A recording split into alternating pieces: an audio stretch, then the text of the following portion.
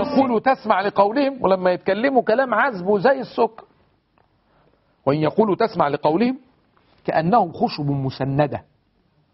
يعني انت عارف خشب زي حاجة كده، زي ديكور مثلا معمول ولا حاجة ومنظر جميل، فمن بعد انت شايفه حاجة حلوة قوي. زي الكاميرا حتى اللي بتصورنا وبتجيب لك على الشاشة وبتاع، ساعات ممكن تصور شجرة ولا منظر ولا شارع ولا طريق، تلاقي شكله في الكاميرا جميل قوي، ولما تيجي انت تمشي في الشارع ما تلاقيش المنظر اللي انت شفته داخل. ايه اللي حصل؟ اللي حصل زي القرآن اهو بيوصف بقى المنافقين ان هم كأنهم خشب مسندة. يعني هو شكله حلو قوي، كلامه حلو قوي، لكن من جواه خاوي ما عندوش حاجة، كأنهم خشب مسندة. مالهم بقى دول؟ قال لك من كتر الكذب بتاعهم يحسبون كل صيحة عليهم. من كتر ما هم قاعدين يقولوا كلام او يتوقعوا او يتخيلوا او يخونوا او يغدروا او يعملوا الكلام ده كله، كل ما حد يتكلم كلمة يفتكروا الكلمة عليهم. حتى لو واحدة مثلا يعني بعض السيدات كده تبقى قاعده تقول لك اشوف دي بترمي علي، دي بتقول علي، ده قصدها علي انا. لو واحد بيقول كلمه حتى وهو ماشي في الطريق لا يقصد شيئا، وفي خلاف بينه وبين التاني يقول لك ده قصدني، يقصد ذلك. يحسبون كل اي جمله اي كلام يتقال يحسبوا عليه في الشر. ربنا قال للنبي بقى خلي بالك بقى، هم العدو فاحذرهم قاتلهم الله أن يؤفكون. هم العدو فاحذروا. اللي قاعد يتصيد الكلام ويتصيد الأخطاء ويتصيد الوقوع في الخطأ ويمسك لك الكلمة دي ويمسك لك الكلمة دي ويعمل على دي ويقول لك أصل دي كان قصدها كذا وأصل ده مش عارف إيه الكلام ده. ده نفاق.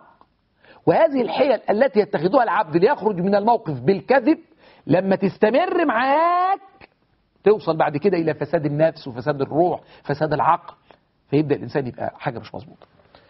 من خصائص العقل أيضا التبرير، حاجة اسمها التبرير، إن أنت تتحط في مأزق أو في موقف وبعدين يجي تتسئل فتبرر الموقف بتاعك. حصل حاجة. التبرير ده عشان تبقوا عارفين نوعين برضو. ممكن واحد يبرر بس عنده فساد النفس، بس عنده كلام حلو قوي، يطلع يتكلم ويقول كلام زي الفل فيخلي القاضي ولا بتاع يفهم الموضوع عكس خالص ويجي كذا. زي المحامي اللي بيقف قدام القاضي يدافع عن الباطل، هو يعلم أنه باطل، ويدافع عن القاتل ويعلم أنه قاتل، ويدافع عن المرتشي ويعلم أنه مرتشي، ويدافع، بس قاعد بقى يقول كلام منمق وجميل، خلى الراجل القاضي قاعد تمام التمام واتبسط بكلام المحامي وراح مقدم له مستندات تفيد هذا الكلام، والمستندات طبعا دي كلها معظمها تبقى مزيفة، ويجي القاضي يشوف له مستندات قدامه ويسمع كلام ويركب الكلام كله على بعضه فيمشي، فيبرر موقف الراجل ان هو لما قتل ولا لما سرق ولا لما عمل كان مقصوده فيه كذا كذا كذا، فالراجل ياخد براءة. هذا التبرير من عمل العقل، لكنه إن كان التبرير خارجا عن الضابط الشرعي، عن النصوص، عن القرآن، عن الكتاب، عن السنة، مبني على كذب، لو كانت القصة بهذه الكيفية يبقى ده فساد في النفس. لكن ممكن الإنسان يعمل مصيبة كبيرة جدا جدا جدا شرعية لكنه لم يكن يقصدها وله مبرر، يعني هو بيقنع نفسه بحاجة. أضرب لكم مثال حصل. كان في واحد اسمه حاطب بن أبي بلتعة، والنبي عليه الصلاة والسلام هو مع حاطب بن أبي بلتعة عمل ايه؟ جابوا كده في وسط الصحابة مع ناس وحكى لهم، قال لهم احنا هنبدأ نحارب ونعمل كذا ونعمل كذا وبتاع، وبنستعد عشان نحارب المشركين في قريش وبتاع وكلام زي كده. حاطب بن أبي بلتعة ده كان له ولاده فين؟ في مكة، وعنده أرضه وأمواله، وهو ما كانش ذا نسب هناك عندهم، ما كانش حد يعني شريف عندهم عند العرب أو ذا نسب، فأولاده مستضعفين. ممكن المشركين لو عرفوا ان حاطب بن أبي بلتعة اللي هو اللي أسلم ده، لو عرفوا ان هو يعني مش هينضبط معاهم ولا بتاع، ممكن يقتلوا له ولاده. فالراجل له مصالح في قريش، يعمل ايه؟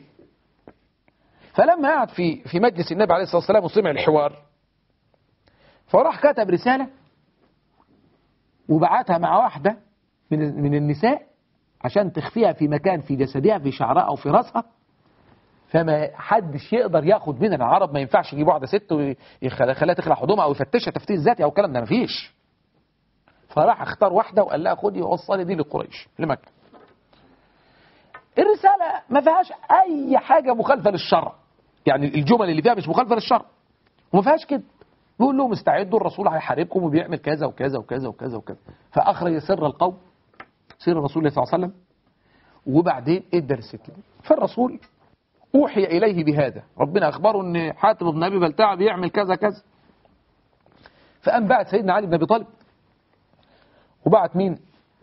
بعت معاه واحد تاني من الصحابة رضوان الله عليهم، لعله سيدنا الزبير.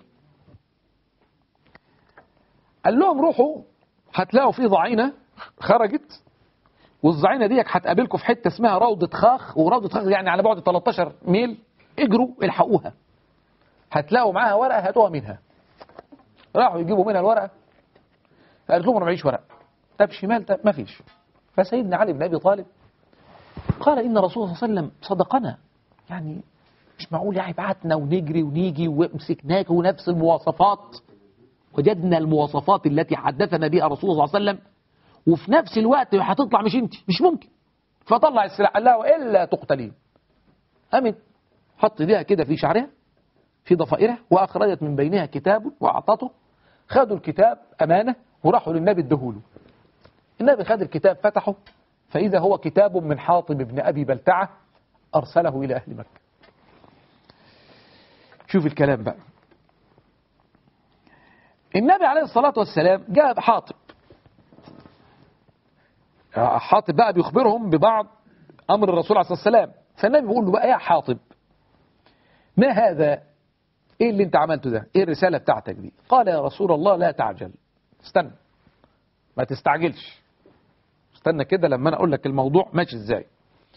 اني كنت امرئا ملصقا في قريش، انا كنت واحد من قريش، وانا عندي اولادي هناك، معنى القصة اللي انا قلت لكم عليها، وانا ما عنديش حد يحمي اولادي، وانا اعلم يا رسول الله ان الله ناصرك عليهم. وده حقيقة، الكلام ده بقوله بصدق.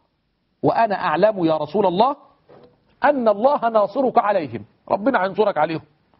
عرفوا أنك هتحاربهم، ما عرفوش أنك هتحاربهم، بغتهم يعني جئتهم فجأة أم لم تأتهم فجأة، أنا عارف أن أنت منتصر يقيني كده، لكني فعلت ذلك يا رسول الله خشية على أولادي وعلى مالي وعلى عيالي، فأنا عملت الكلام ده من هذا المقصد، وأنا واثق أن الكلام ده مش هيضرك في حاجة. فقال النبي صلى الله عليه وسلم، سيدنا عمر قال له طيب سيبوه لي بقى، خليني اضرب عنقه، لانه كده دي خيانة. فالنبي عليه الصلاة والسلام قال دعه يا عمر فإنه قد صدق، الراجل ده صادق وسيبه. ايه نص الرسالة؟ انا حاولت ادور اجيب نص الرسالة اللي بعتها سيدنا حاطب. قال ايه؟ قال اما بعد فإن رسول الله صلى الله عليه وسلم توجه اليكم بجيش كالليل، ادي كلماته، يسير كالسيل، وأقسم بالله لو لم يسر إليكم إلا وحده. بيقول لهم والله لو النبي جه لوحده لأنصره الله بكم وأنجز له موعده، وربنا هينجز له الوعد بتاعه. شوف كأنها دعوة برضه، موعده فيكم فإن الله وليه وناصره. مصيبة كبيرة إن هو يقول لهم الكلام ده، بس الكلمات بتقول إيه؟ بتقول إن سيدنا بيقول لهم إن حتى بيكسر عضدهم، بس بيقول يعني انا عملت اللي عليا، انا بلغتك اهو عشان ما تقولوش انك انت ما بلغتش. هذا نوع من انواع التبليغ. اذا العقل له عده خصائص، اولى هذه الخصائص انه لا يؤمن الا بالماده، ولذلك جاء الايمان بالغيب. ثاني هذه الخصائص ان العقل يعطي للانسان حيل. ثالث حاجه ان العقل بيعمل الانسان تبرير، والعقل ده باب كبير وقصه كبيره قوي. خلونا في الحلقه القادمه ان شاء الله نحكي معاكم العقل بتاع عقل المرأة بقى، ونشوف ايه الفرق بين عقل الراجل وعقل المرأة اللي قاعدين يكلمونا فيه كتير أهل العلم. لكن لعلنا نعيش هذه الحلقة القادمة إن شاء الله تبارك وتعالى. استودعكم الله، والسلام عليكم ورحمة الله تعالى وبركاته. يا